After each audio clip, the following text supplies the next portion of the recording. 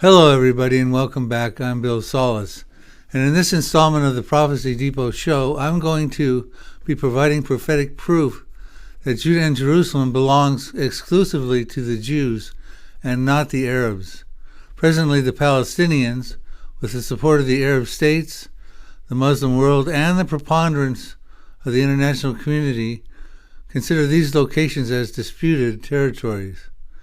They believe the Israelis are occupying these places illegally.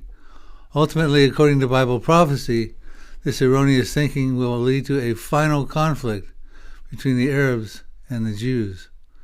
It will be a powerful confrontation that the Israelis will win decisively, and it will conclude the Arab-Israeli conflict once and for all. So stay tuned to discover the prophetic proof I'm about to show you that God has given Israel the exclusive sovereignty over both Judah and Jerusalem.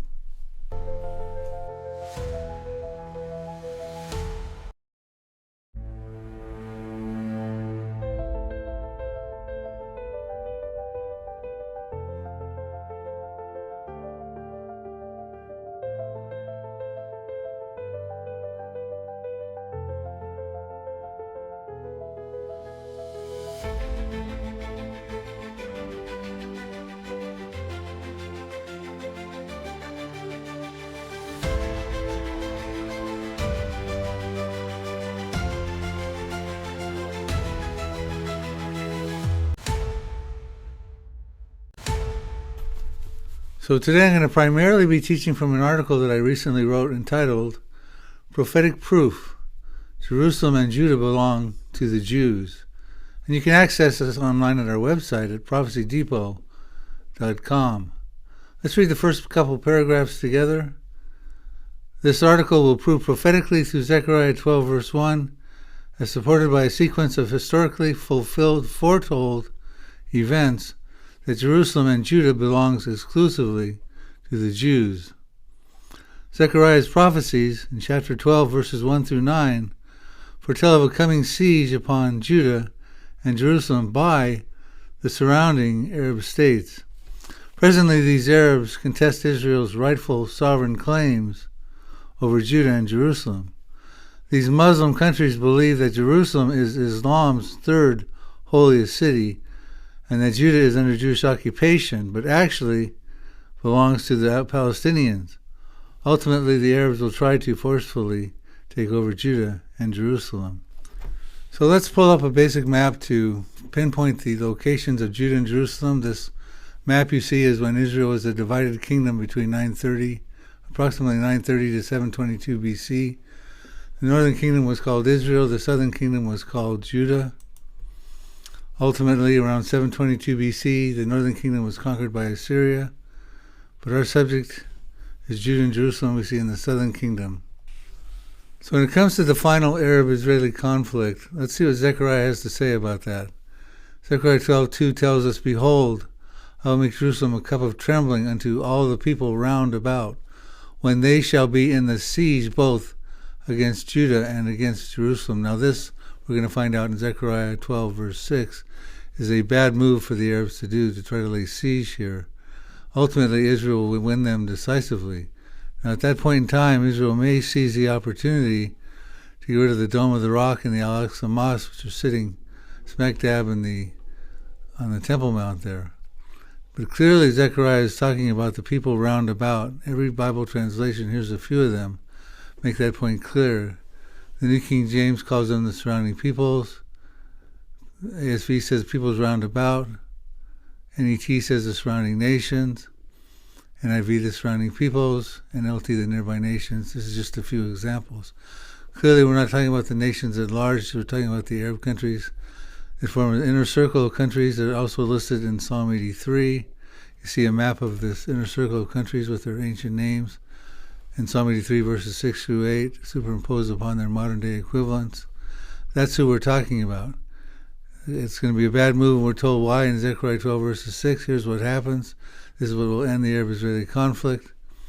We're told in that day that they make this siege, I'll make the governors, read that as the captains or the IDF of Judah, like a fire pan in the woodpile, and like a fiery torch in the sheaves, and they shall devour all the surrounding peoples on the right hand and on the left hand. But Jerusalem shall be inhabited again in her own place, Jerusalem. So there's going to be a war. Israel's going to win. It'll be like a fiery torch devouring the sheaves. It'll be like kindling. The battlefield will be like a fire pan in the woodpile. It'll be a big confrontation. Israel will win. And the people on the right hand and the left will be devoured by Israel. Here's another look at them. And in Zechariah 12:6, you've got, these are the countries in Psalm 83 and other prophecies that related to that. Lebanon, of course, that's where Hezbollah is. Syria, Iraq, Jordan, Saudi Arabia. The Palestinians are in there. Egypt, the Gaza area where the Hamas are. This is what we're talking about here, the people on the right hand and on the left hand. Now, I have written an article that goes into much more detail on this. Some people think that Zechariah 12 is talking about Armageddon. I've written an article you can get at prophecydepot.com called Zechariah 12, the War Before Armageddon. And it clearly points out the differences between Armageddon and Zechariah chapter 12. So with all that being said, now it's time to turn our attention to the proof, the prophetic proof, of why Judah and Jerusalem actually do belong to the Jews. And we will find that when we look at Zechariah 12 verses 1 in correlation to Isaiah chapter 44. Now I'm going to turn your attention to a short teaching I did back a few years ago at 412 Church in San Jacinto. Back then Pastor Tom Hughes was the pastor. And in this short segment we're going to find out the prophetic proof that we need to find to show that Judah and Jerusalem do belong to the Jews. Now stay tuned and I'll be back to join you at the end. It's easy to overlook verse 1. He opens up with, "Thus says the Lord who stretches out the heavens, lays the foundation of earth, and forms the spirit of man within him." Well, okay, so he's getting our attention. That's one of God's greatest attributes. He created the heavens and the earth. In the Genesis account, we understand that. But he's being very specific. He's quoting Isaiah 44, and he's doing it for a very specific purpose. And he says, he says the same thing from Isaiah. It's the only place that this is also said, quoted Zechariah and Isaiah. "Thus says the Lord your Redeemer, and he who formed you from the womb, formed the spirit of man within him," like Zechariah had said. "I am the Lord who makes all things, who stretches out the heavens all alone, who spreads abroad the earth by myself," of course, lays the foundation. So he's quoting, paraphrasing, quoting Isaiah 44:24. But why is he doing that? Right in the beginning of this big prophecy about Judah and Jerusalem. Well, if you go on and read Isaiah 44, the subsequent verses 25 and 26, you'll see why he's doing that. He says, Isaiah goes on to say, the Lord who spreads out the heaven and puts the earth abroad, who says to Jerusalem, "You shall be inhabited by Jews." I'm putting the Jews in there. "To the cities of Judah, you shall be built by Jews. And I will raise up her waste places." That's in Isaiah 44:26.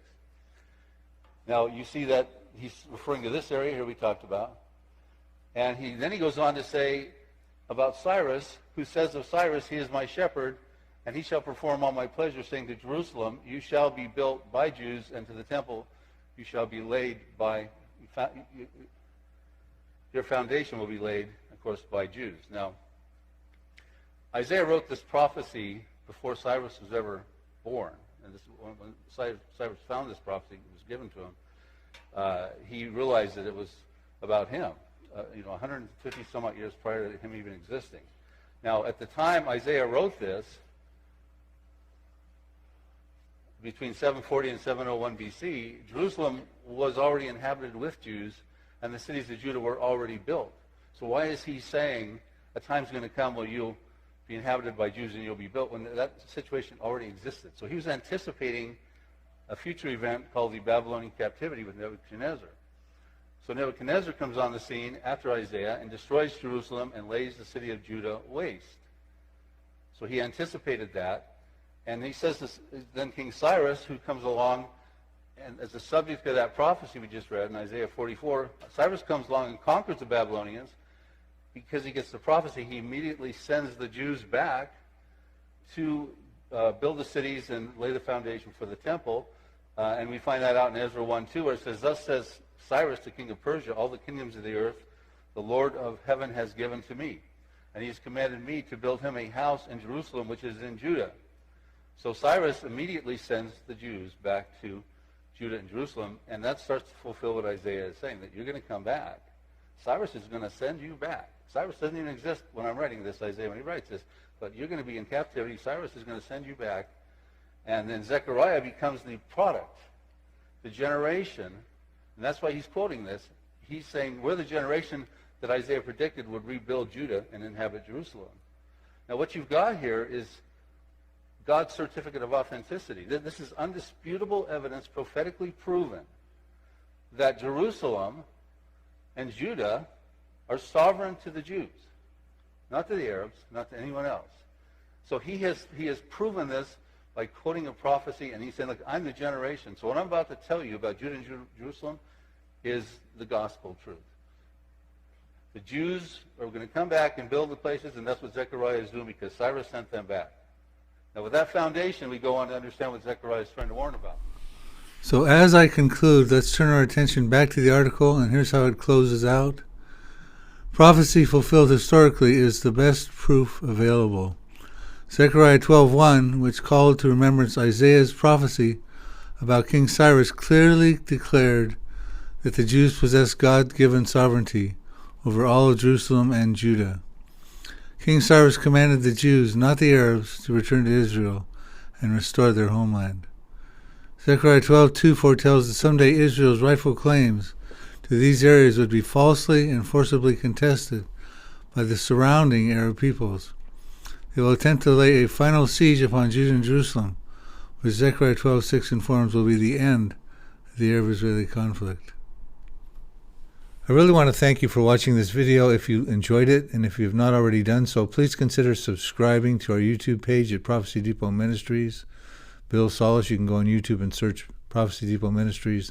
Also, take the time to visit our product page at prophecydepot.com. You'll find my books and DVDs there. We even have bundle deals, discounts of books and DVDs for you. While you're there, also check out our Spiritual Survival Kit for those left behind thumb drive. It's specifically designed for your loved ones who might get left behind so they can know it's forthcoming in the days in which they'll be living. It would include a Bible, some letters of instructions from me to them, my books and DVDs for the Here to Eternity series, the Now Prophecies, what could happen now at the present time. The Next Prophecies, what has a few preconditions but are stage setting, could happen after the Now Prophecies. The Now Prophecies have no more preconditions. The Last Prophecies, which include the prophecies in the first half of the tribulation. The Final Prophecies, which include the prophecies in the second half and final half of the tribulation. And then we conclude the series with the Millennium Prophecies and the New Jerusalem. Additionally, while you're there, you'll see my new book and DVD called The Future War Prophecies. And you see some of the topics that are discussed there: the First War of Iran, the proxy war that shakes Israel, Psalm 83, Ezekiel 38. You see the list of these different topics up there. Please visit and consider purchasing this book and DVD as well.